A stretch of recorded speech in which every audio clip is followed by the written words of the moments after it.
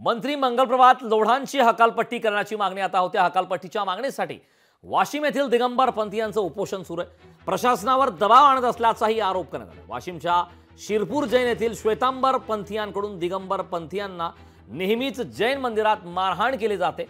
प्रशासन याची दखल घेत नाही। तसेच मंत्री मंगलप्रभात लोढा यांच्याकडून प्रशासनावर दबाव आणला जात असल्याचा आरोप करण्यात आला।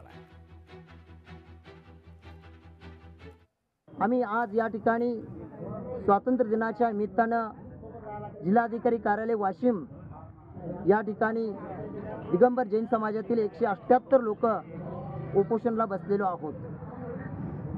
आमची हीच मागणी आहे, या मंदिरामध्ये आमचे जे अधिकार आणि आमचे जे हक्क आहेत ते हक्क सुरक्षित राहावेत। याच्यामध्ये कोणीही ढवळाढवळ करू नये। लोकशाही मराठी ऐका, पहा, जागरूक रहा।